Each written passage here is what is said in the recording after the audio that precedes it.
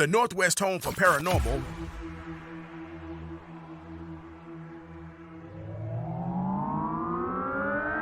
You're listening to U.S. Phenomenon with your host, Mario Magana.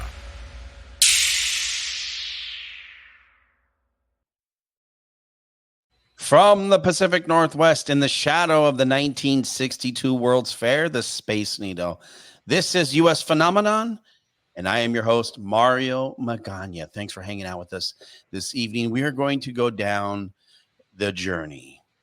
It is Spooktober, so we need to get into the ghosts and goblins of the world. Tonight, we will go to hang out with two of the most renowned individuals doing ghost hunting, and our two guests are special. They are from aghost.org. Our guest, Ross and June, are going to join us here in just a few seconds, but Ross is a renowned ghost hunter, paranormal investigator, an author, a lecturer. I can't even believe that he's been doing this for 30 years. He's got that baby face going on right now.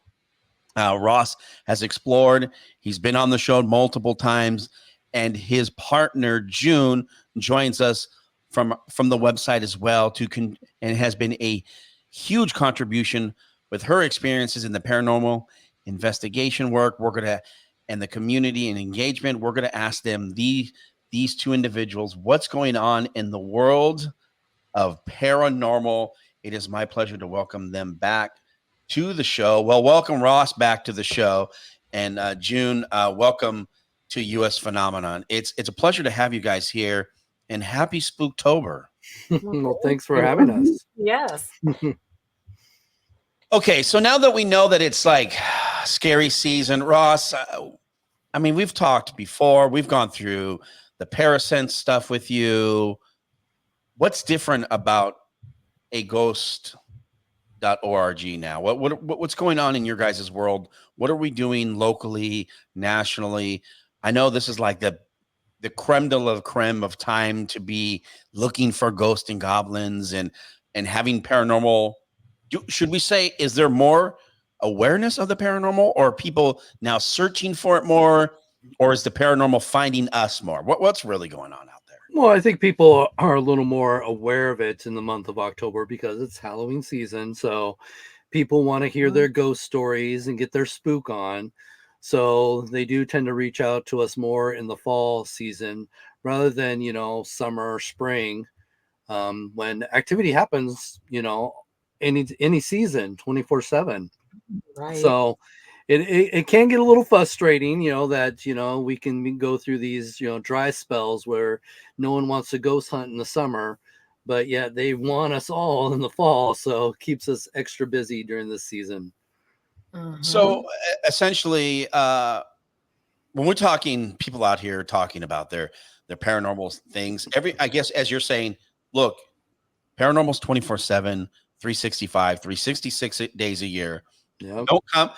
Don't come knocking on the door in the month of October, like late September, early October, expecting you're getting a Ghostbusters to come to your house to start doing some paranormal investigation work, when you really should be coming all year round. As soon as something happens, come to you guys. Go to your website, make an entry, submit something to you guys, email you guys. Right. June, let me ask you this. What's the wildest thing that you've seen so far that's come across your experience and your vast knowledge out here right now with any type of paranormal investigation work you've done, or even encounters? Wow. Well, Thank God you clarified that it was ghosts. Yeah. We've been all over the world, so we've had some amazing experiences. One of the things that I think that the defining moment when I first got into paranormal investigating, I was a major skeptic. I really didn't believe in hardly anything. And when I had my very first experience that I couldn't explain, that's what really, got me on this path and got me kind of hooked forever. It was, I don't know if you've heard of Port Gamble, Washington. Very familiar with Port Gamble, Washington. Very Okay. familiar. Very familiar. Grew up there, out there on the Oh, weekends. wow, that's awesome. Well, in the Walker Ames house, I had an experience where I saw a shadow that was not connected to a person. And when I went to investigate it, I was like, who is that? So I walk over there, and as soon as I start to walk over to the shadow, it comes towards me and disappears. Well, with my brain, still wired, thinking that had to have been a person who was standing over there. And I found my friends in the other room and I said, who is just standing in the hallway? And of course, no one was standing in the hallway. And it just blew my mind. I had to try to debunk it. I even cut a leaf in a person shape and stuck it on the window to see if maybe a leaf or a bird had landed on the window and cast the shadow. And it was a Sure. stained glass window. And there was no way that that could have happened. So it was, kind of interesting. And later that night, somebody else who didn't know my experience swears they saw a shadow in that area also. So it was pretty amazing. For those who haven't had an opportunity to hang out at Port Gamble, great stuff going on out there. Small, Oh, little, yeah. quaint, little old logging town that has been around for a long time. A lot of there's a lot of native indigenous. There's an indigenous tribe that lives in the area. But Mhm. going out to Port Gamble itself is quite special because there is so much going on in that little corner of the world, in that little tiny vicinity, and how much paranormal stuff is going on out there, and how much investigation work has gone out there in the past.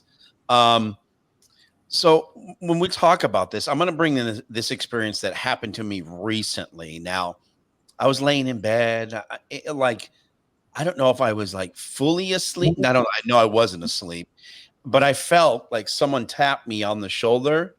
And Mm. I blew it off. I'm like, oh, that's nothing, because in my world, it doesn't exist. I live by myself, my daughter on the weekends and things of that nature. But when it comes to these types of things, I typically always just like, it's nothing. It really was nothing. But it could have been. I mean, here in West Seattle, where the home studio is, I mean, maybe where the building lies, maybe there was some indigenous tribe here, or maybe someone died here, and maybe someone was trying to get my attention. Who knows? West Seattle has a lot of ghost stories. But Definitely. and what's interesting to me is people who may come to you guys and say, hey, I felt something, or like they'll come to you and say, oh, I felt like this cool breeze, or the tap of someone touching you. What do you like? You're crazy. You guys don't say that, right? We don't say that. You know. Well, that's why I did a whole documentary on touch. Right. And Yeah. it's cool that the technology that has really advanced in the things that you guys done with the documentaries, Ross, as you're talking about. Since you've done that documentary and now focusing and still you doing a lot of things that, a lot of, traveling in your adventures of traveling, lectures and things of that nature, are you finding more people coming to you with experiences of Oh, haunts and haunted oh yeah. places? Oh yeah. And the nice thing about it is, since I've gotten to be more public with my research, you're finding more people wanting to seek you out because they are a little frustrated with the way ghost hunting is portrayed through most media, television shows. So when they started to see somebody who was a little more serious in their approach, and not afraid of the science, of real science, not just a box that lights up with, letters or numbers or anything else. They wanted, somebody who actually wanted to collect the data and put it out there. So once they realized that there was somebody out there, even other fellow ghost hunters, the stories just really started coming in, and the experiences. So yeah. It's amazing how, and when we talk about the different experiences that you're seeing, June, what you get to see out there and your experiences, let's kind of break down an area that may in the first half of the show. Let's talk about some things that you're seeing now versus what you've previously saw in your guys' adventures. Like right now, let's talk about when I think of a ghost. Why do we always just think of silhouette, exorcist? I mean, because as I know you were talking about the media piece, but not all ghosts are bad, right? Oh, we could do a whole show on that. Yeah. Believe me. That's Because that, and that I I know was the just gonna question. say, I think the end thing right now is the Yes. demons. Yeah, the end thing. I can't even tell you how many people have tried to contact me and saying, "Oh, my keys are on the floor. It has to be a demon." It's like, things like that. So demons are really in right now, especially on all the TV shows. And Is that it more of I a don't. fad Oh, now, or we're it saying that is. It this is really is becoming more of a fad because if you watch a lot of these Mhm. shows, that's all they're looking for now. Every place they investigate it, it's all demons. And it's frustrating for us because we really do try to have more of a scientific and a more skeptical approach in our ghost hunting. And when Mhm. people call us or call June, because usually June's the first person they have to go through, and they'll constantly tell us that they already have it in their head that it's a demon that's haunting their house. Now they just want us to come in and get rid of it. And so poor June is like, well, why do you think it's a demon? Well, because I've watched all these shows and they describe what I'm experiencing the exact same way. I get Mhm. chills. So they really push this fear factor on people. And so, and I'll let June, step in. I want to, say words for June, but it is frustrating what, she Mhm. has to go through just to try and talk people off the ledges to let us Yeah. give you a second opinion. Sure. June, you feel like Well, when you're yeah, I'm sorry, I didn't mean to cut you off here, but are oh, that's you okay. it almost seems to me like you guys are like almost like a psychic, no, well, excuse me, you're more like a hotline for ghost therapy. Yes, psychologists. Yeah. Yeah. Ghostology. Yeah. Well, I think it's really important. Even some of the really outlandish people that I talk to, or well, who I think are outlandish, maybe it's, maybe I need a more open mind, especially about the ghost of the goldfish that's haunting somebody that died and the goldfish bubbles. But, I think a lot of people are actually really, um, think that they are having something, happen, and it's not my place to like go, "Ah, you're cray cray." Um, they need somebody to listen to them, and I think a lot of people they just wanted somebody to listen to them and not judge them. Sometimes I may be judging inside, but not really. I just want to listen to what they are going through. And then, I want to just point out that you let us come over and see if we can do an investigation and maybe we can see what's going on. Maybe there's a rational explanation for what's going on in your house. It's like the one woman that we had an investigation and she was hearing somebody walk up her staircase every night around the same time. And even though we had somebody, we had people in different positions in the house, and we heard this, bum, bum, bum. Well, she usually went to bed early. And so at night, she'd go up there, she'd, be all snug in her bed, and she swears she heard ghostly footsteps coming up. But we found out that's the radiator downstairs, and it was bumping like bum, bum, and it was vibrating through the staircase, and it sounded like somebody walking up the stairs. But even though we presented her with that evidence, she just, she couldn't believe it. She goes, I know the difference between footsteps and the radiator, and it's just like, we heard this. It's exactly. And even though she said, yes, that's exactly the noise that we're hearing, um, you know, she was convinced that there was a ghostly presence walking up the stairs slowly, and we were like, well, okay. And of course, she could find another team to come in and maybe corroborate her story that it's actually a demon going up her staircase and she needs to sell her house. But we won't get into that story either. She needs to find someone who can fix her radiator. Yeah. Yeah. Yeah.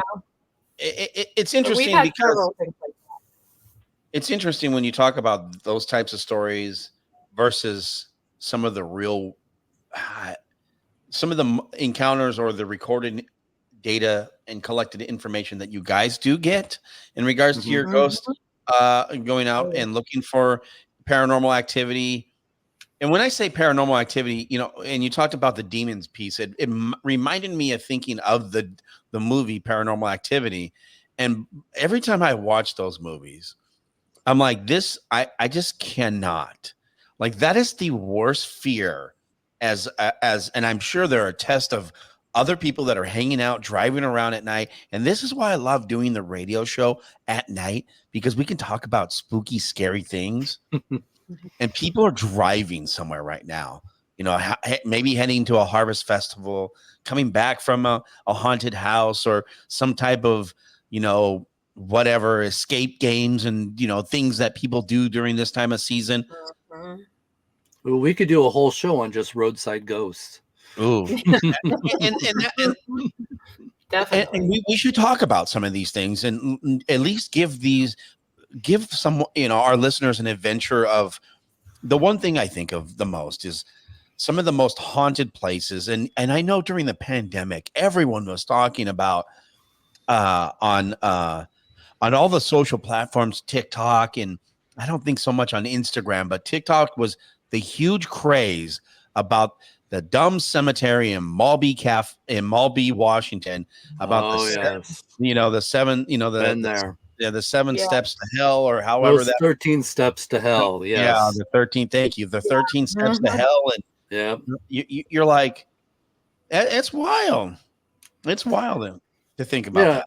And I've been there, and it's just a small little cemetery surrounded by, houses.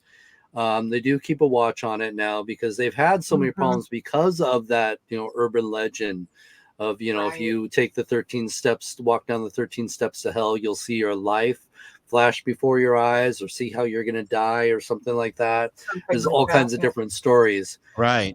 But every time we went to investigate it, all you would see is a bunch of empty beer cans and beer bottles. And you just realize that this is just a bunch of high school students or, college students just going in there to scare each other and get their girlfriends in there to get scared. Right. And it's funny because I remember interviewing someone way back in the day, and she said the same thing. She's like, everyone was drinking, Mm-hmm. and we're not condoning any type of underage drinking. And I think the last time we went, you can't even go onto the property now. I think it's under lock and key. There's just no way for you to get on onto the cemetery. You have to get permission to go on, that you have a relative that is buried in the cemetery. So you have to get a letter, you have to get permission, and you do have to, I think even be escorted on there now if you want to pay respects to old family members. Sure, Yeah. sure.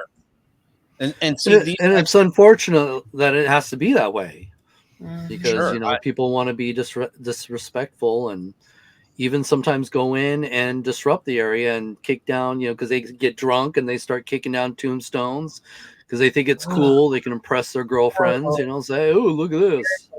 It's funny you say that because in that story, in the podcast we did with this gal who was a high schooler who she made her boyfriend pick up the tombstones and put them back. She's like, you're being disrespectful. Good for her. Yeah.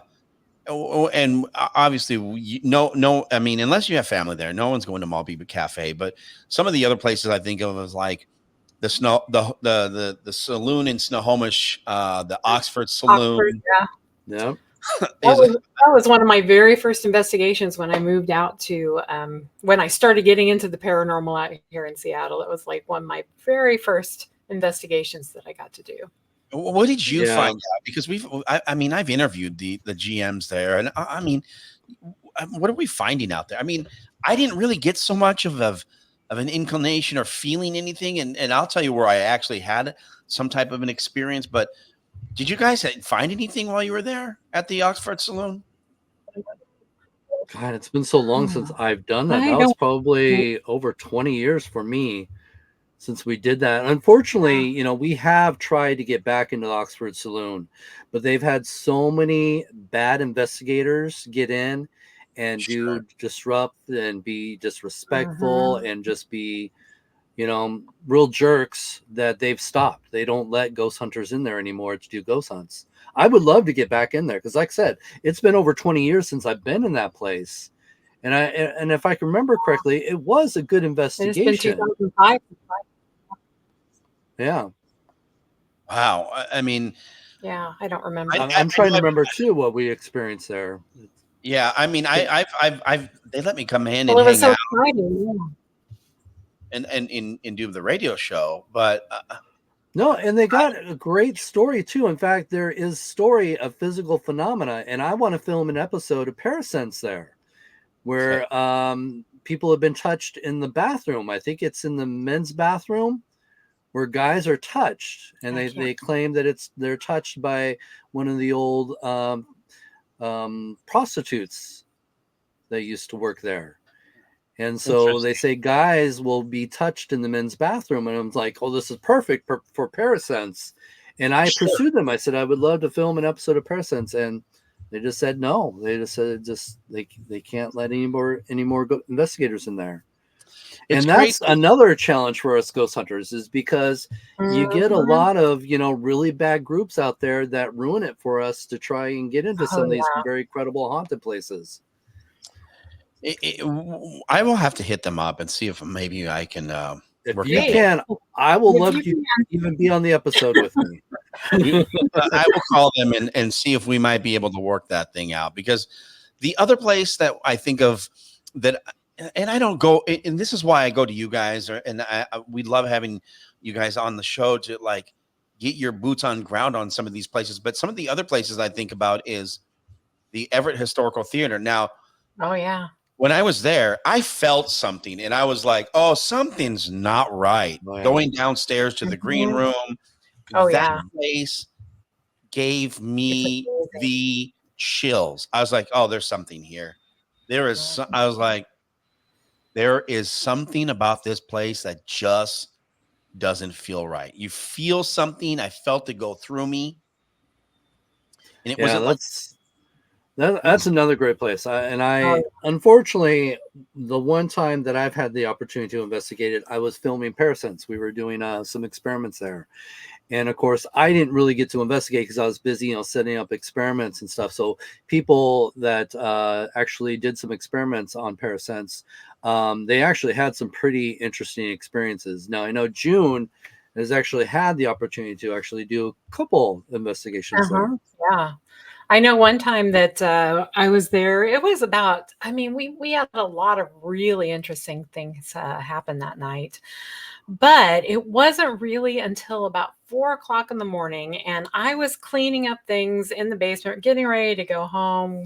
I was, picking up all the extension cords and the equipment and packing it away when the other person with me all of a sudden comes running down, says, "You got to come up here. I'm hearing like crazy stuff."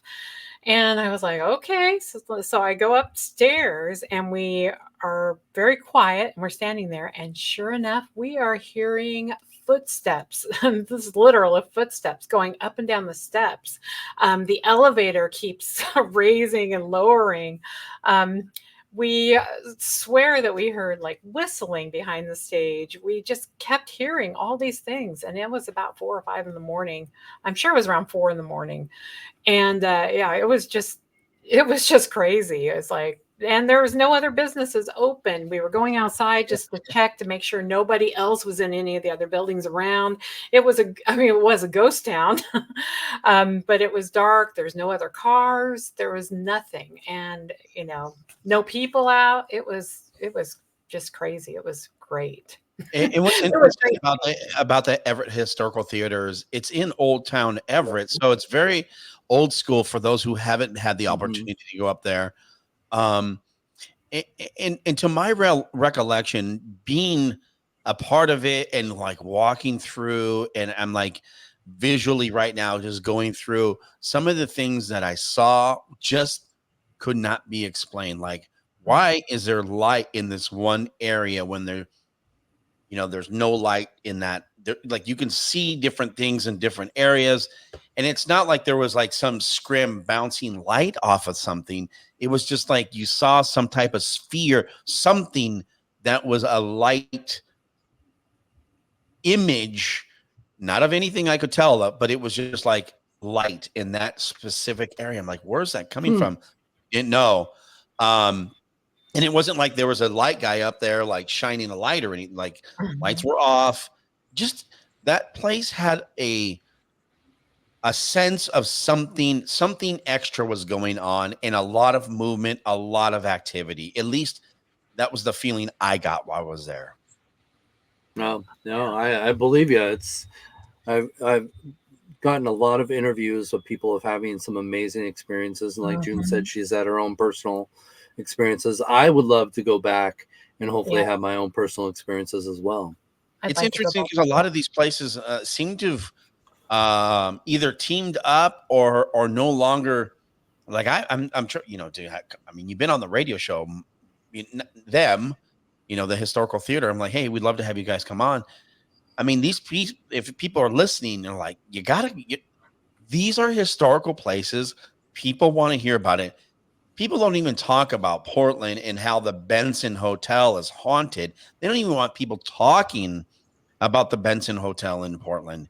It's haunted. There's a huge story behind it. No one wants to talk about because it may damage the people coming to stay at their location. And it's funny you bring that up too, because one of the books I wrote was Haunted Historic Hotels, and there were a lot of times where I would reach out to some of these hotels and I'd say, I hear you guys may have some ghosts, and they just hang up on me.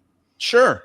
But the ones that are more open about it will find that their haunted rooms will be booked years in advance because it's so popular, especially nowadays. The hype and ghost hunting, people will spend big bucks to spend the night in a haunted room. So it's very popular nowadays. So I don't know why these hotels. I don't know why a lot of these hotels would be like, no, we're not haunted, when it does bring in a lot of people. And not only that, but I think you really got to take advantage of that and say, here's a historical piece. Take it for what it is. If you think it's haunted, great. If you don't, it's a history piece. You're learning about the historical piece, about the hotel and what was there during that time frame, that there may be this alleged haunt.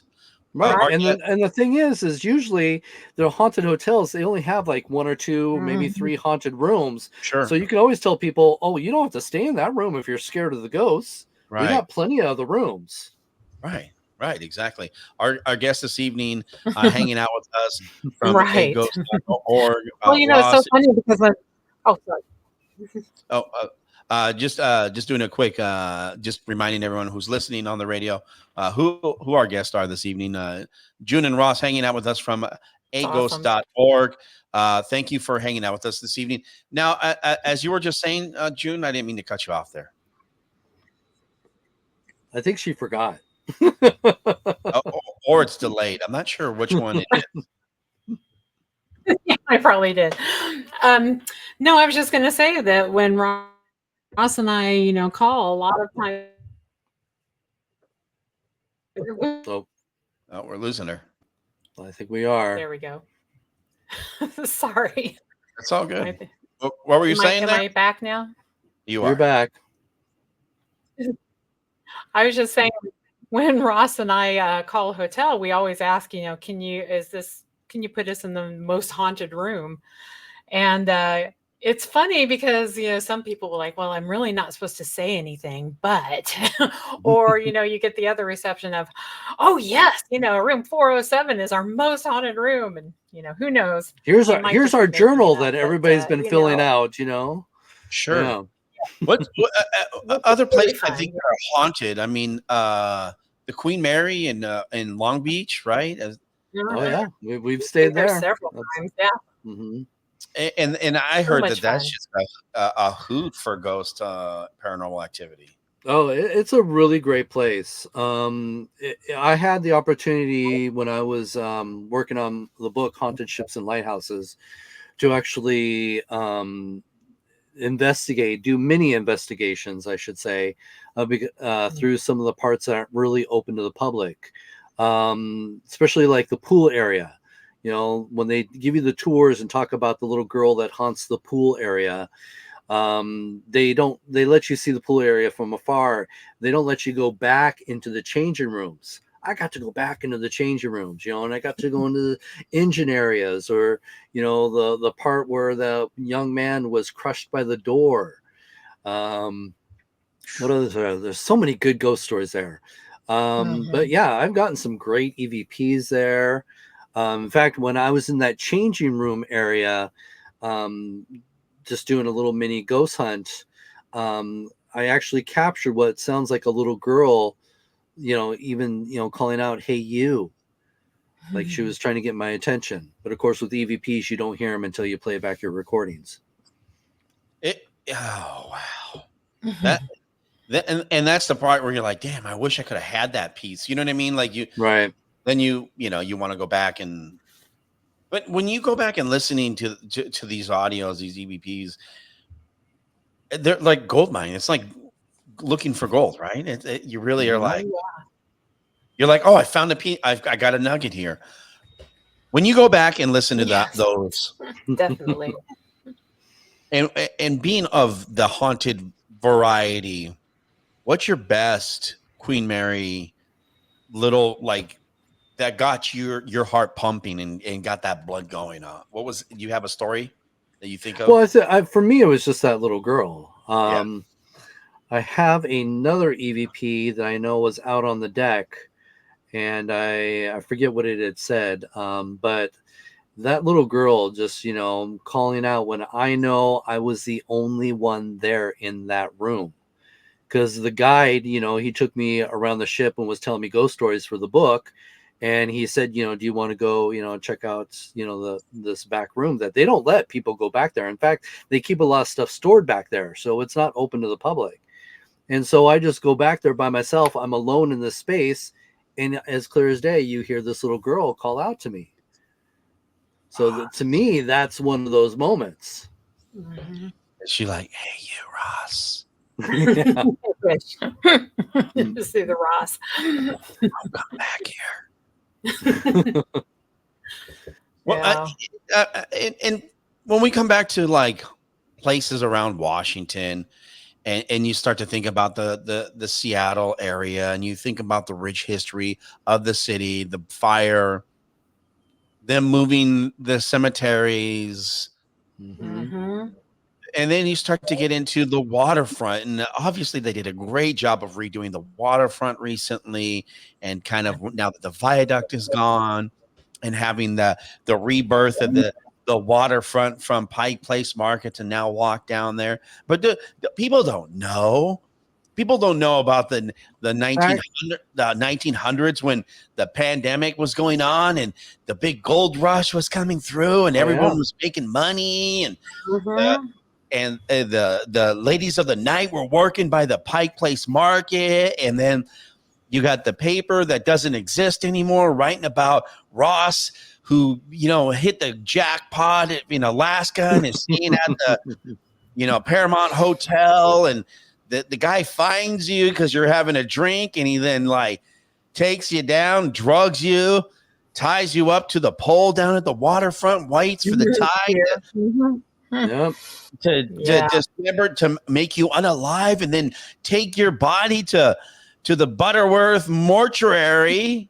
Get your $25. Get your $25. You just wrote the whole movie for the script for the Seattle history. There you go. It's there is Seattle, and that's one of the things I've always brought up. Seattle is the youngest city for our country. And people, always, wonder, it's like, why does Seattle have ghost stories when it's not as old as, like, let's say New York, there's a lot more history there. And I said, it doesn't matter how old the place is or the location is. It's just, lot of it is believed to be tied to, you know, major events, major, you know, tragic events. And you do have a lot of people that lived on this land, you know, before us, you know, Native American tribes, Sure. you know, fished these waters, lived on the shores. In fact, one of the oldest ghost stories that I share in my book, Spooked in Seattle, talks about how there was open beach property in the downtown area. And people used to, you know, would lay out on the beach and, you know, play on the water right there before they built up all the piers. And Sure. so there was that section there where people actually one day claimed to see a Native American walking, you know, up the beach and then just disappeared in front of everybody. So, It, you know, that's, you know, one of the oldest stories that I can tell you about Seattle. So there is it, a lot of history and a lot of ghost stories as well. and when we talk about indigenous tribes, I believe they had a cemetery. If I don't Mhm. remember, it was in the downtown core, and I don't remember if it was by I'm the trying to Moore remember Theater where it there. was It too. I was like wrote the about it. Moore, Yeah. the Moore theaters. Like my mind, you know, escapes Not the me. Moore area. Mm. There was a gully that they filled in. Okay, And right off that gully was a Native American cemetery. And there is a book, I'm trying to remember one of the books where one of the little girls that when she was growing up in Seattle, she would talk about how she would play in and around that little cemetery. So, yes. And then when they filled it all in, especially after the Great Seattle Fire, a lot of that was just moved. A lot of the cemeteries were moved that's right. because the dirt was more important than it being a cemetery. They needed that dirt. So they started tearing Mhm. apart everything. Even Denny Hotel, which was a grand hotel that was up on the hill, big, beautiful hotel. I mean, they fought to save this hotel from the Great Seattle Fire, only to tear it down because the dirt underneath it was more important. It's interesting because you talk about that, and then the cemetery at Denny Park, Oh yeah, and Denny then they moved. Park. Yeah, and they moved them, and They moved them. they moved them up to the top of the hill. I forget Well, the. a lot of people don't know this, but one of the first cemeteries when they started to regrade Seattle was Volunteer Park. Uh, Volunteer Park was a cemetery, that's right. and a journalist was going through the cemetery in Volunteer Park and said, "Gosh, this overwhelming feeling came over him, and he just heard this voice say to him, 'This was meant for the living, not the dead.'" And he published that in his article, and so that's when they decided to move the bodies that were in Volunteer Park over to the cemetery right next to it, Lakeview Lakeview. Cemetery. Hmm. To Lakeview, right? Is that what you said? Yep. Lakeview. Yeah, Yep. that's right. All right. I was the Denny Hotel. Yeah, the Denny Park, the one on Second and Stewart, I guess, was one. 1853 is what they were showing here. 1884. Well, Seattle's first cemetery was a municipal cemetery from Right in 18. downtown. Yeah, Yep. at Denny Park, which is crazy to think that people were buried at that park there, and then Yep. they were all extracted and moved up. And I believe there was a lady that they pulled out. Well, there are stories that Denny Park is haunted. People have claimed to see apparitions walking around Denny Park, and they think that it could be haunted because they may have missed some of the bodies when they moved them. It, I mean, I know that the park has been reactivated. There are no more, and I know people have the stigma about Seattle being like, the homeless and things of that nature. And I'm not trying to be insensitive to the homeless community, but I know that there was an encampment that was living at the park for a while. Well, I don't know that I would be living there just because of our conversations are about, typically. But that would be an interesting place. I typically in my conversation walks with people, if I'm in the city, if I am walking in there have been times where I will not walk through the park, A, because it's either too dark, or B, I don't want an encounter. all I, right. I I know I talk about this stuff on the show, or I'm fascinated. I'm sure there are a lot of people that are just like me who are fascinated by this stuff, but are like I want to know, but I don't know that I really want to know. I kind of Right. want to know from afar. What Like, you don't know won't hurt you, right? exactly. But I'm sure there's ton of people that are out there like that who live just like me vicariously, or like, yeah, I'm really interested. Let's And talk maybe about that's why these ghost hunting shows are so popular, because sure. people are too afraid to ghost hunt for themselves, but they want to see what happens.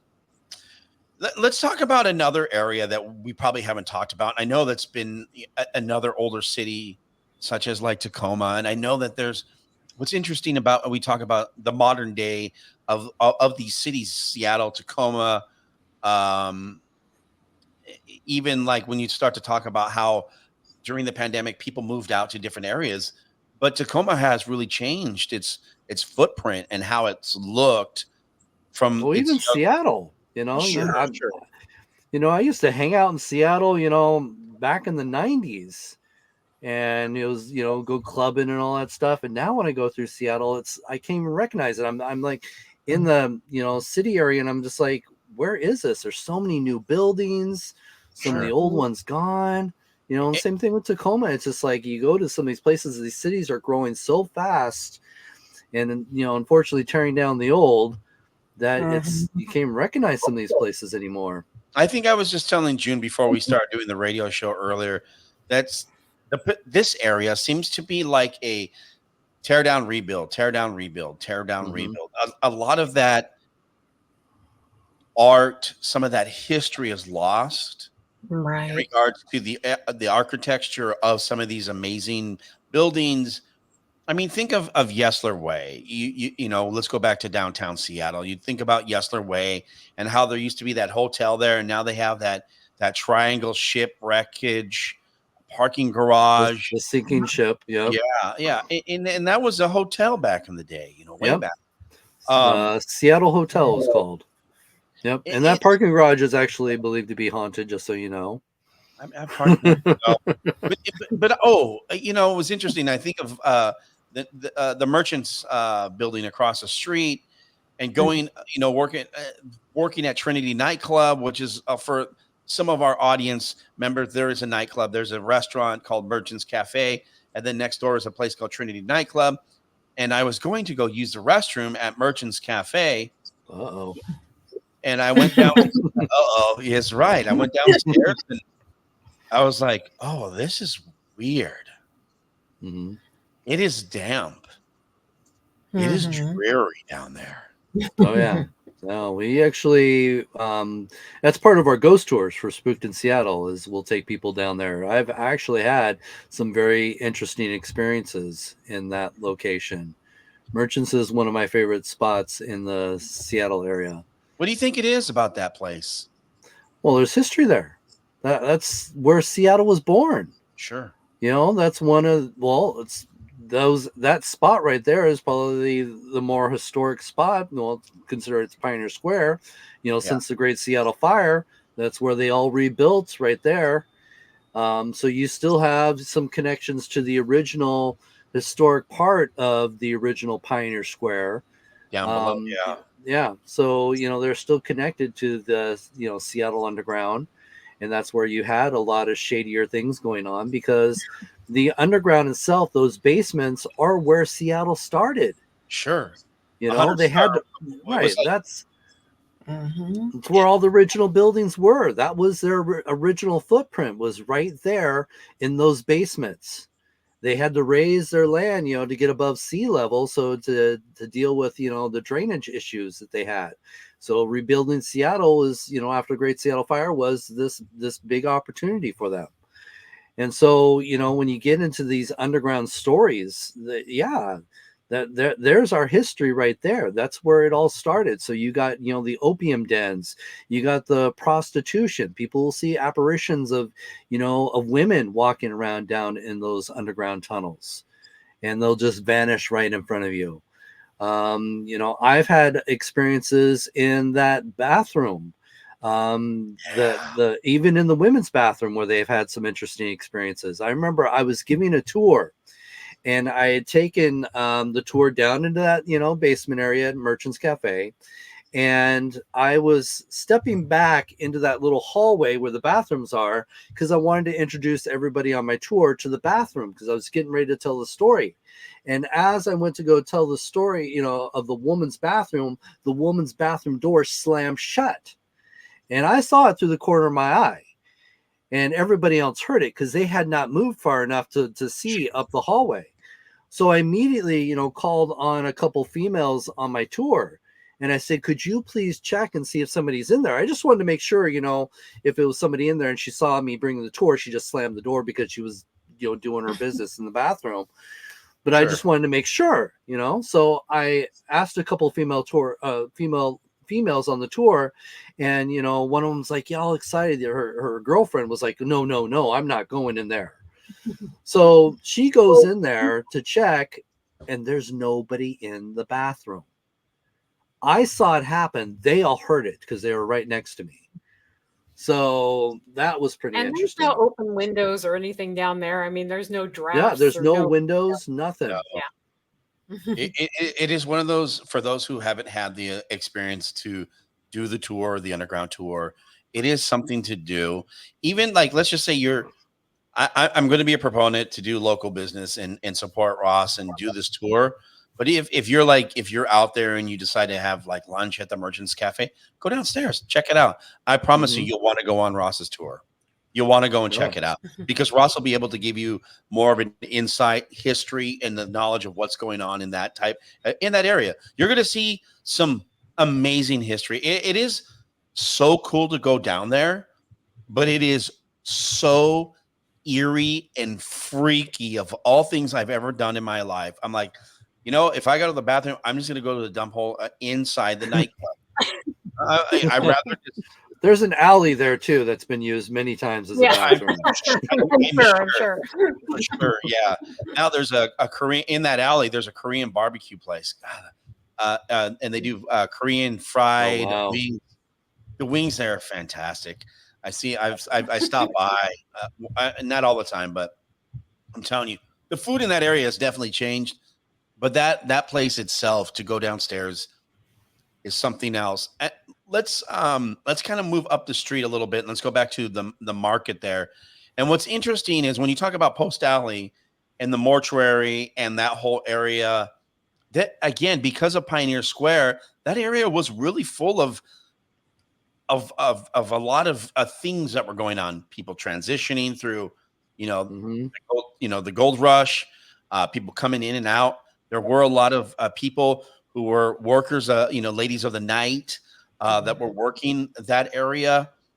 It's interesting because there are some ghosts that do live in that area. But what's crazy is that people drink and eat at Kel's Irish Bar, and to think that place in the basement had dead bodies. They were embalming people. They were cremating. The whole building.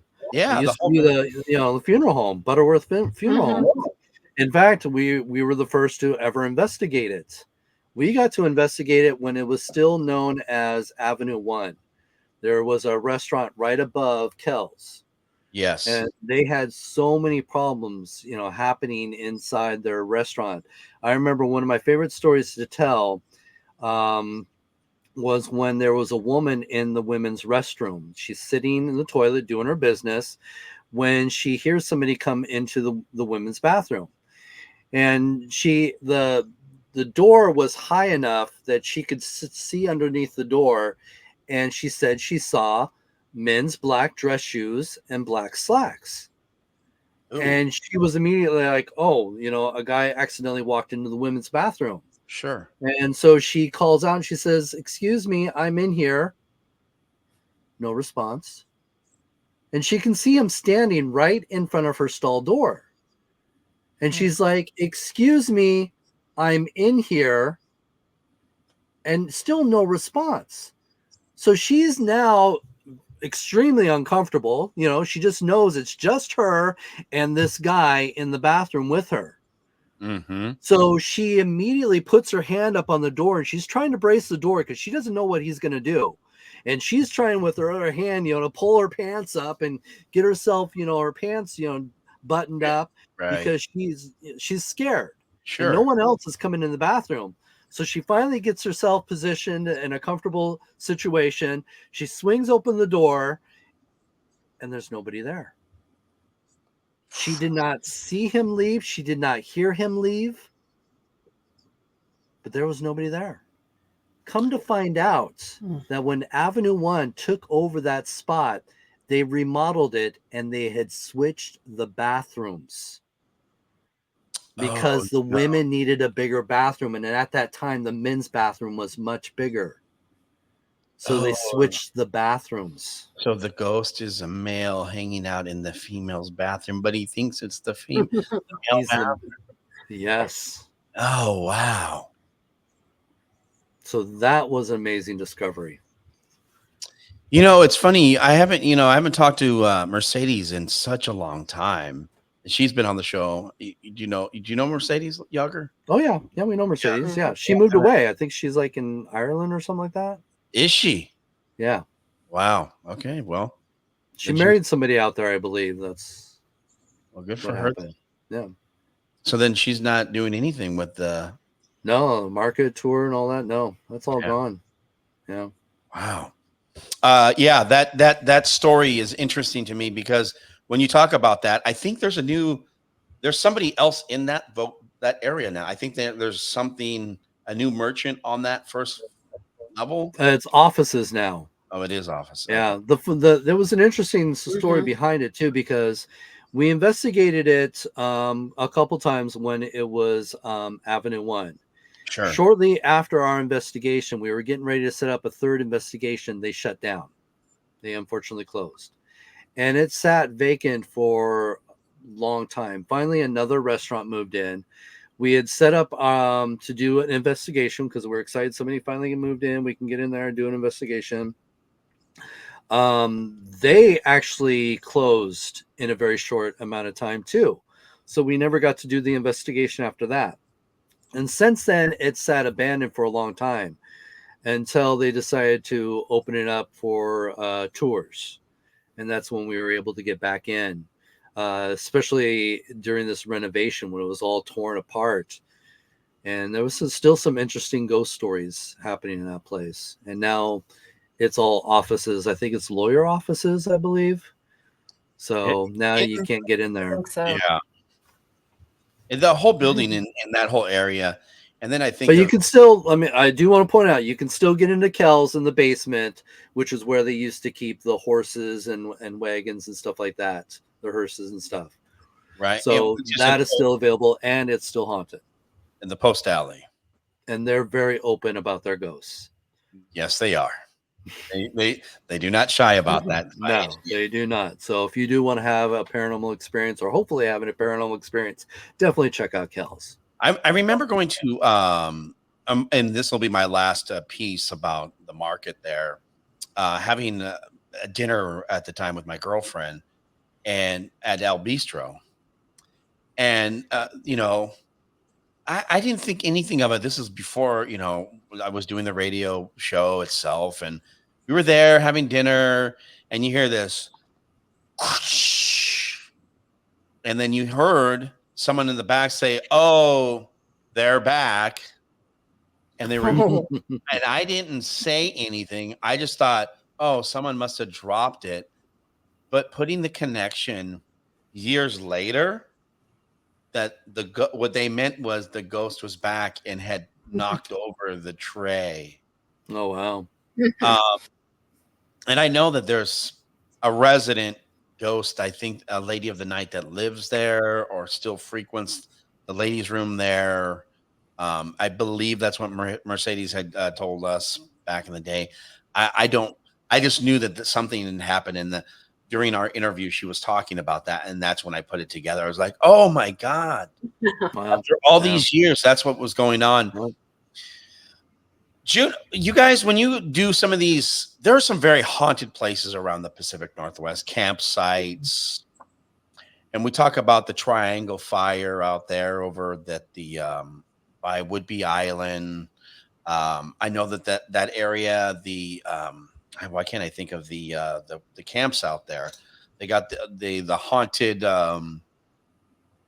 What is that place out there in Woodby Island that's supposed to be haunted, where they had the guns and Fort Casey, yes, Fort the Fort Casey. Casey around there. Yeah. Have you guys done any work out there, or have you any haunts out there in that way? I'm trying to think. I know we've toured it, but we've never done an official investigation. Yeah. So I'm Nothing trying to think. official. Yeah, nothing. And a official. lot of the officers' quarters, they basically are saying that there's no ghosts in there. They don't even talk about the ghosts in there. But it is a very interesting area. I have to say, I really love going out there.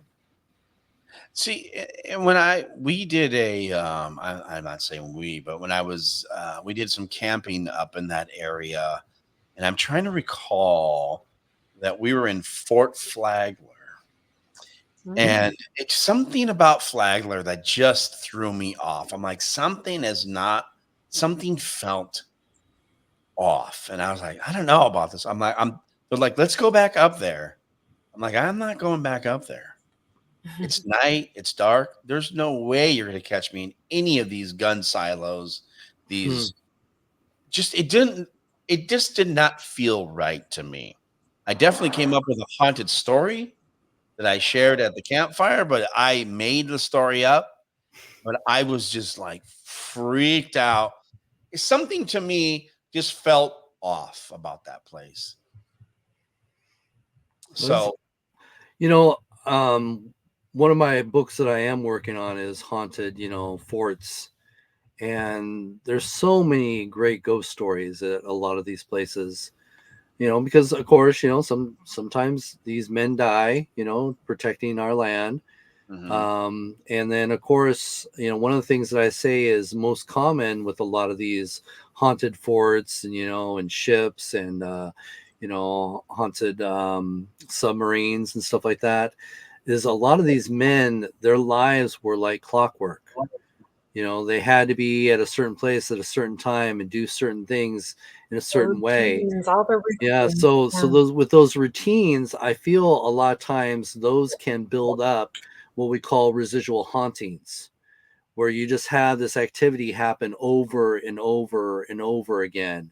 And so a lot of times I think that's what people experience, are these memories just trapped and playing themselves over and over again, because that's what they had to do day in and day out, the same routine over and over again. So I think that explains a lot of hauntings when it comes to some of these forts. But then the military life, we talk about this on the Turner Joy when we do tours and overnights on that, is, military life is sometimes somebody's full-time life. Sure. Some of these, men never married and had kids. They stayed in service their whole life, and just kept going up in the ranks. And same thing can happen with the women now as they started to let more women into the field. Do you guys feel like, and I know this doesn't get talked about a lot, and I know that Mattel, are they still making the Ouija board? Are they still even making that thing? Oh, yeah. Ouija boards are still out there. You can get a Barbie Ouija board. Oh, Barbie Ouija board. Wow. And a Hello Kitty one too. A Hello Kitty Ouija board. They must be really slow in business if you're putting a Hello Kitty or Barbie on the board to get someone to buy it. But when we talk about this, do I call it a portal? Well, this board that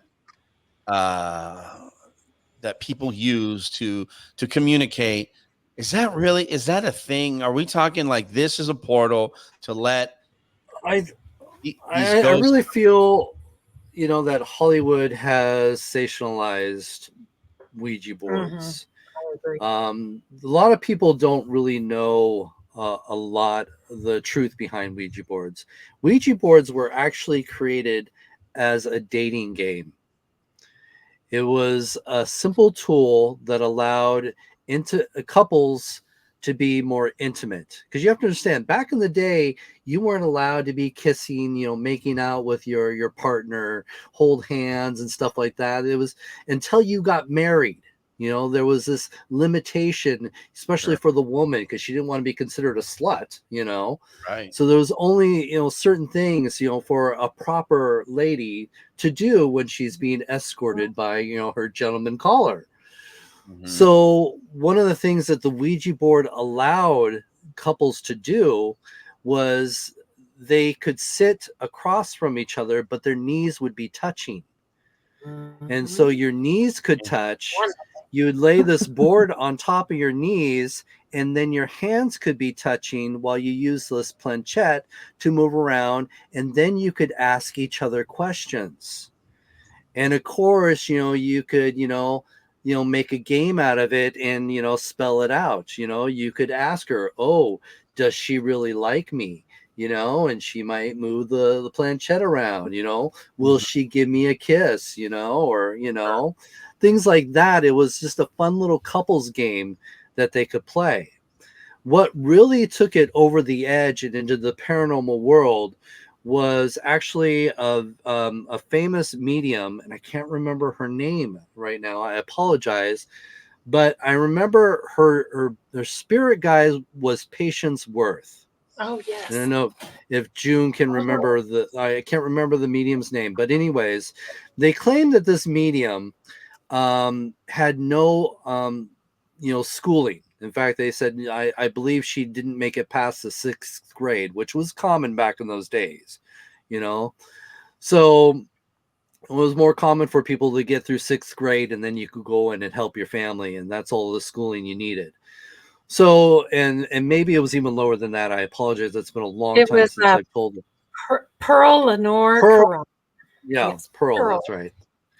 And so what made this story so credible, or so incredible I should say, is this woman used a Ouija board to communicate to her spirit guide. And she was writing these, you know, novels and, you know, plays and poems and all this stuff that they felt that a woman with her education would not be able to write. Sure. So that's where they felt there was some credibility behind this tool in communicating with spirits, because how could Pearl have this knowledge to be able to write this stuff if she was dumb, as they were trying to put it? Sure. You know, so that's what really made it a big thing. Now, I find that Ouija boards are not these portals to, or can open portals to hell or anything like that. I think a lot of that is Hollywood. You know, there's a lot of stories out there where I, you know, swear I talked to the devil on my Ouija board, so I burned it. Well, you know, show me that, you know, that you burned it. Oh, and it kept coming back. Well, and then I throw it in the river. Oh, and it kept coming back. Well, where's this Ouija board now? I don't know. Well, obviously it didn't keep coming back. You know, Sure. just odd stories like that. But I feel that there is some sort of connection when you are using Ouija boards, pendulums, dowsing rods. I feel that what we're actually doing is we're opening our own psychic channel, which could explain a lot of times where people use these devices and they are able to get answers to questions they wouldn't have known. Because I think, you know, if you're using a Ouija board or any of these other tools the proper way, there is some sort of, you know, trance that you would go into, some focus that you have to, you know, be able to tune in to. And I think that's where you're unknowingly just opening your third eye, and that's where you are getting that information. You're getting it psychically, not really through spirit. And that's just my personal belief. And when you talk about this, maybe June can attest or give some insight on this. And Ross, you were just saying us having the ability to use our psychic. People aren't exercising that ability because I've heard that as a kid, your psychic ability is more open versus now at an adult age, you're not using that muscle. How would someone, June, how would they be able to start to exercise that part of their brain or to be able to use their psychic ability? How do they reactivate that? How do we, if someone's, Well, you know, I usually tell people I'm as psychic as a turnip. You know, but every once in a while, I even have my moments, and it's just like wow. Or I'll be thinking about somebody, and all of a sudden they'll call me, or something like that. So I personally don't think I really have any psychic ability, but I do have moments of weirdness, I guess you'd say, Sure. or something weird happens. Um, Oh, you but definitely have your moments of weirdness, June. okay, okay. No, Yes, I know. I think we all do, though. Yes, we have to. But Sure. I mean, I think that I don't know, that's a really hard question. Maybe, having that meditation, moments of silence, and being more mindful of things around you, and everything. I think that life is so busy right now, and the TV is always on, or you have, We are, yeah. We are yeah, totally distracted by yeah, technology nowadays, especially with exactly. cell phones now. But I do find that if you are trying to test that ability or even open that channel, journaling is one of Yeah, the biggest things, definitely. Journaling. because journaling is helping you to keep record of those feelings, writing it down.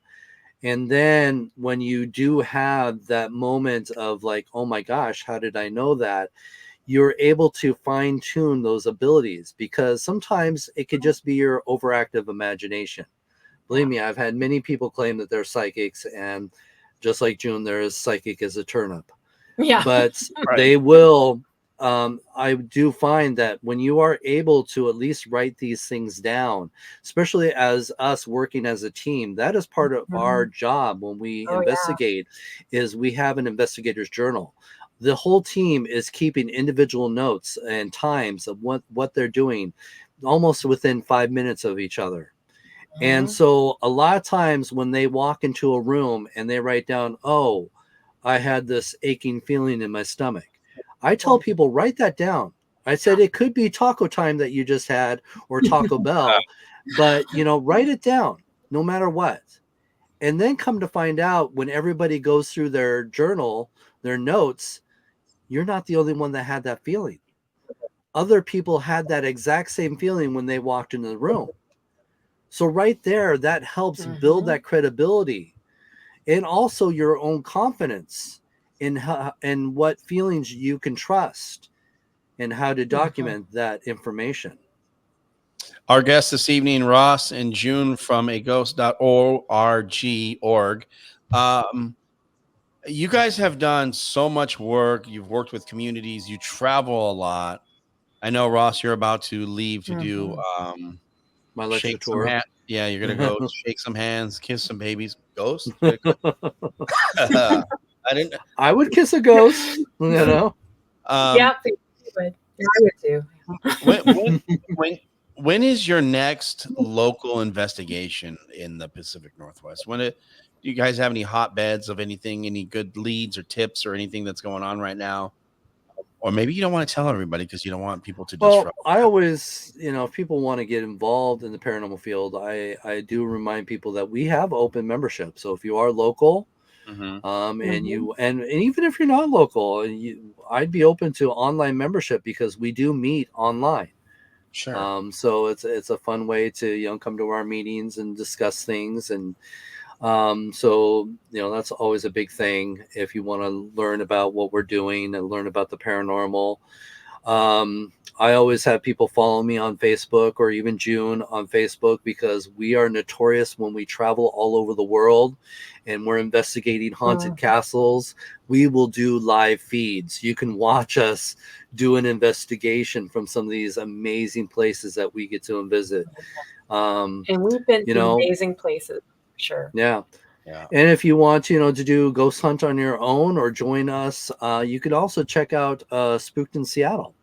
Spooked in Mhm. Seattle, we offer public ghost hunts. We do public ghost hunts on the Turner Joy.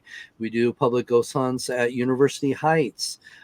We sometimes do ghost hunts at the Georgetown Steam Plant. So we are always looking to open up new locations that we can introduce the public to haunted places as well. But when it comes to myself, I'm always working on projects and looking at new places to film more experiments for, my Parasense project. June is really good at setting up investigations for the ghost team, the Advanced Ghost Hunters of Seattle Tacoma. So she always is keeping us on our toes and getting us out there to investigate some amazing places. Even And though also some fun sometimes, things too. Yeah. yeah, even Sure. though a lot Yeah. of times she gets calls for dealing with demons and wants us to get rid of demons.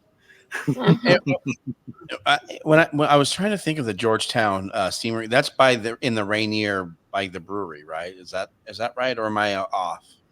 It's actually in Georgetown. Okay. It's right next to the Boeing airfield. It's in fact, it's right on the property. When you're Okay. driving by the airfield, you can actually see the steam plant right there. Okay. Mhm. Yeah, I was like wondering I was trying to think of where that was, but now that you say that, I have a better idea. That area, just because of the history there, there's so much there. It's like you drive through that area, a lot of great, cool little new restaurants, but still, when you like think about it, it's really kind of an old little neighborhood. It Very, Oh sure yeah. is. very old. The history is very rich there. If you haven't had a chance to go through there, they got a record store and some really good eats there. Oh, it's great. There used to be a feud, especially during the Prohibition. You Yeah, could still get alcohol in Georgetown, but Seattle you couldn't. Seattle was dry. So there was lots of stories of people going over to Georgetown to drink. now I don't want to burst a lot of people's bubbles, but everyone talks about the Georgetown morgue. It's not actually. It was never a No, mortuary. never a morgue. No. No, it's made up, ladies and gentlemen. And I know I hate to burst the bubble because I know the guys that work there. It's a great story. Oh, it It's is a good story, but that's Yeah. the whole purpose. It's correct. a haunted house. It is a haunted Haunted house, house, as I say, but it is not. themed It's not. Halloween themed haunted house. That is correct. It is not in a band. It's But not. we do have to say one thing. We did an investigation there during off season one time because a lot of the claims of some of the objects that they had there, they thought maybe could be haunted. And we did have some really interesting things happen, but that was a long time ago. And yeah, so I think it's there back might when be you first attachment. joined. Well, it's Yeah, interesting you it say was, that. it was It's interesting you say that because I know that there's a casket they have there. This casket was used one time for a viewing, and then after that, they what do you do with it? So they gave it to the Georgetown morgue. Oh yeah. Yep. I mean, Yeah, no, in fact, there's an embalming table there. That's a real embalming table. It was actually used. oh my God! So Yeah. there are some, yeah. So there is some. There could be some things there that are from old Well, school. my thing is, just being the skeptic and trying to be more scientific in my approach. Why would I haunt an embalming table that I was probably just on there laid out, for maybe a few hours, or even a casket Sure, that I was just laid, in for just the viewing of my, my corpse. funeral. maybe So, it was but the funeral director's favorite embalming table or casket, that Ross. okay, You know? June. Okay. Yeah. It's interesting, but I always like to tell that story, and now I'm not for those. But I do want to point out, I was going to say there are other things that they have collected that did personally belong to somebody. And yes, an embalming table Mhm. can belong to a doctor that was obsessed with embalming. Sure, Yes, I love this That could be a table. I good love horror it. place right there. Embalming the table. place is a great home. If you're looking for like a great local, by far none one of the best haunted houses Yeah. around. I want By to go far. through it. It's been a long time. Those guys do such a great It job. was a fun Mhm. investigation, I do have to say. Just Yeah. going through the atmosphere, being surrounded by these, fake, dead bodies and all Sure. this stuff and monsters and all that. It was a fun little again. thing to walk through. Yes.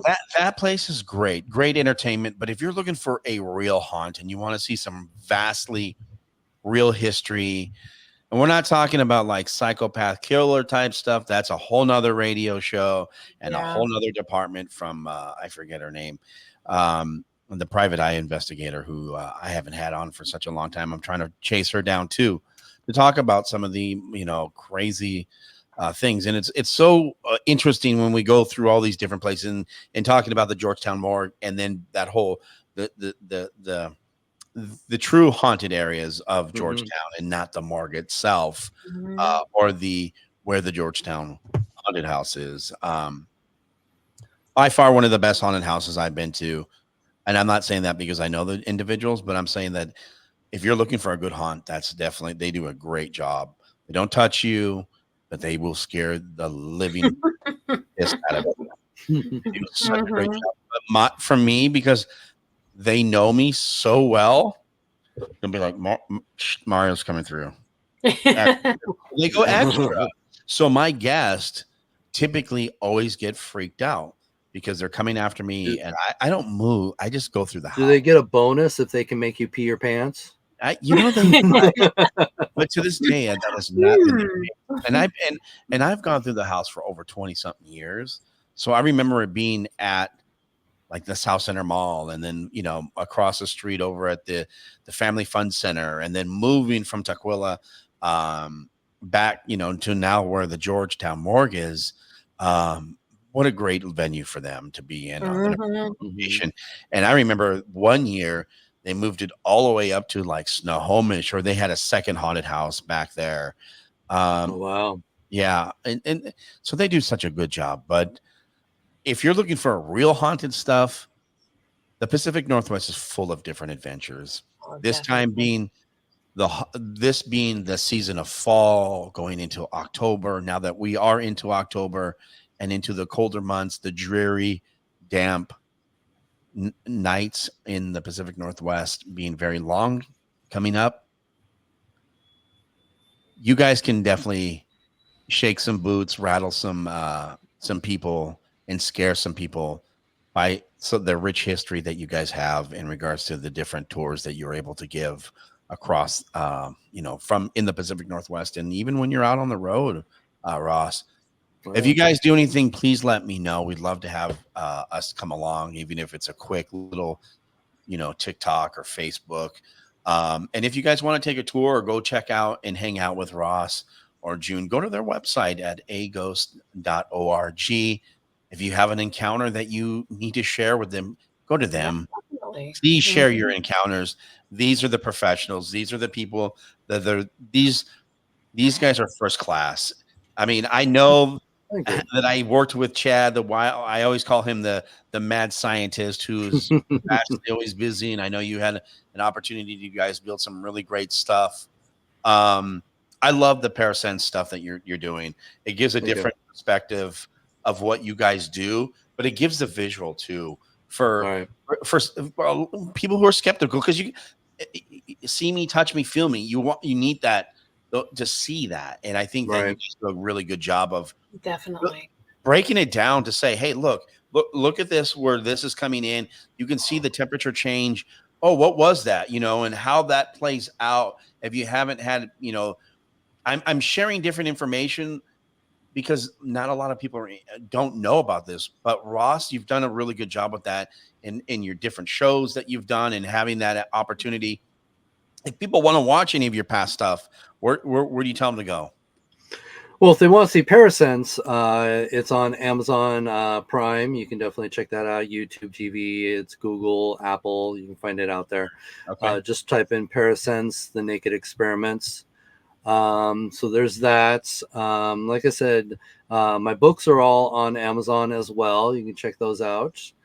And I always encourage people, just, you know, with so much, you know, social media, I'm lucky enough that I can keep my Facebook posts up to date. So I pretty much just focus on Facebook right now. I apologize. I know there's not a lot of Facebook fans out there, but that's a great way to find me. Sure. Sure. And what I know that Ross is going out on the streets and banging doors in colleges and doing the tours. What do you have coming up for the rest of the month? Anything exciting? Are you doing any of the investigations, or right now are you working on any tips or leads right now? Well, actually, we're going to be helping with the Centralia Ghost Walk. in Centralia, Washington on, is it the 18th and 19th of October? And then after that, I get to fly to Missouri and do a lecture myself at a college down there. So it's going to be really awesome.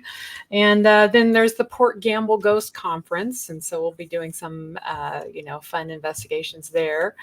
And, just all sorts of things. And hopefully I'll have some more things lined up for November and towards the end of the year. So it'll be fun.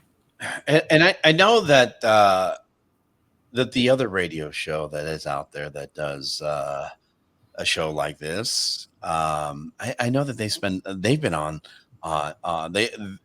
they have done a lot of whoever hosts that conference has been on the other radio show like this. We don't mention them, but yeah, Yes. but we know that they've done some stuff with them. It's interesting because I was talking with, someone asked why I don't do a lot of those types of events.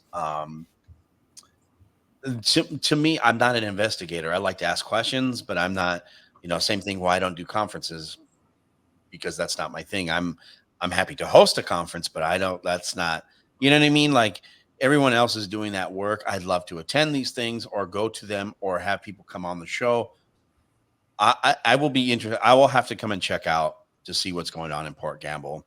Obviously, I go there all the time, but it's always fun just to walk around and just give my own, just because no one knows who Mario is. Everyone knows the other show, and it gives me kind of that piece of anonymity where I don't have to, like, nobody knows who I am. I get to I'm just going to ask normal questions, and typically everyone gives a lot of information out there. Oh, definitely. So I hope that you guys have a successful conference out at Port Gamble. I forget the place. They had some little knick-knack place where they were actually serving beer and cafe drinks over as you first come in. Cute little spot, but it's always fun to go there. Ross, we know that you're going to be traveling when you get back. When are you back to do like some, scary work? I'll be back early November, and then I head back out for the first weekend of December. So it's a little bit. I'll be back for a couple things. So yeah. Well, I appreciate your guys' time. Any last anything as we wrap things up here from the Pacific Northwest? For our average listener who's out here who may have a haunted story experience, and I know that we talked about earlier about, the demon situation where people are like, I think I got a demon, and we think that there's a trend right now. Still come to you guys, right? Go to your website at aghost.org. We will definitely listen. Yeah, Right. definitely. And the people who are out hanging out or listening this evening or listening to the podcast or even And watching. I do want to point out, I don't want people to be discouraged thinking, that because they believe they have a demon, not to reach out to us because we're anti-demon. It's not that at all. I feel that people are being getting the wrong information. Right, exactly. Because a lot of people are getting information from the television shows. And I just want to say there's nothing wrong, just like if you're diagnosed with an illness, there's nothing wrong with getting a second opinion. Mm-hmm. So the same thing applies in the paranormal world. We try to keep an open mind to see what's going on. We want to document and help to validate that you are experiencing something. What is it? We're not sure. Exactly. Oof, I think from the Pacific Northwest, I'd like to thank our guests, Ross and June from aghost.org. If you have an experience that you may want to share with them, or if you're afraid to email them, go to their website. You can send us a text, 775-990-5151. Again, it's always a pleasure. Ross and June, thanks for coming to hang out with us. Thank you. And hang out and hear your guys' stories. It's so fun to be able to hang out and just share like what's going on, but some of the rich history that's out there that I think a lot of people who may be from around here don't know, and people who are transplant get to learn something new about the area. Oh yeah. some of the haunted places. I mean, we just touch a skosh of what's going on out there. And again, I think of the hospital story there. I mean, it's endless, right? Everyone, Oh yeah, endless haunted stories. I've written 12 books on the subject, so there's lots of stories, and I could do a whole bunch more. And if you're into that, please check out. Now, is there any? I was just looking at. Are there links to your books on the site here? No. Are there? Am I missing it? I didn't see. I don't think so. On our ghost site, no. Yeah, I didn't see it. Well, there will be. Okay. Well, again, June, it's a pleasure to meet you, and thank you so much for hanging out with us this evening. And again, if you guys get anything or you need us to put something out there, please let us know. We're happy to do that. It's always fun to hang out with you guys. So maybe we could do a live show of Parasense at the Oxford Saloon with you. Ooh, that would be awesome. Well, I will reach out to them and say, hey, look, we want to do the radio show here. A combination. We want to bring in an investigator. We want to do a live show. Do you want them to have people come to hang out? Or not during the investigation. Sure. But we have to have a controlled environment, but we could do some fun experiments and stuff, and you could witness it and do your own, viewpoints. And so, yeah, that'd be great. Yeah, you guys, let me work on that piece because that would be fun to have the Oxford Saloon back on the map, and then it gives me an opportunity to go up to the Cabbage Patch restaurant to get myself a slice. That supposedly is haunted too. Oh man, yeah. See, that's what I'm talking about. There's so many haunted places around here, people, and maybe someone's house is haunted, for God's sake. And I'm telling everyone, please, the month is not over. We have work to be done. Things. I mean, I have a whole month of haunted places that we need to cover. This is just one of many shows we still have to do. Because in the whole month of October, it's all about Spooktober for me. It's like I need all the shows have to be haunted based. So it's fun. If you need more, we're always more than welcome to come back on. Me and June have traveled all over the world. We've done tons of haunted castles. Yeah. We could do a whole show on haunted castles. Yes, definitely. Yeah, and we definitely will have to have you guys come back on. Not we need to have you guys come on more than just once a year, and that would be awesome. We will work on that piece, Ross, on getting the saloon dialed back in. I will give them a call, and there's no reason why we can't get back in there. And I say you guys should be able to get back in there, and let's change the narrative and really out there for people in the Pacific Northwest. We're talking about good people who are here locally that are legitimately trying to do real work. We're not talking about like some sensational shows that you see on some of these different cable channels and now streaming networks. These guys are professional. Let's get out there. Let's continue to build local businesses and brands out here to do what national people are doing and stop exploiting, not that you are, but what the national brands are doing out there on these TV shows and they're taking this to another level to, as you were saying, put a narrative. Ross really wants to go out here, and a lot of these investigators that may be local really want to get back to what's really going on. Let's find out if, Samantha Smith, who was maybe a call, I shouldn't even say that, maybe a Jane Doe, who may have been a lady of the night. These stories should be told. Right. This gives Ross the opportunity, and you, June, the opportunity to collect the data, to show it in a physical state. So that's me out here preaching, and I look forward to definitely for others listening. They're like, oh my God, why is he preaching so much? But it's always a pleasure to have you guys on, and I thank you so much for hanging out with us this evening. Well, thank you. Anytime. Exactly.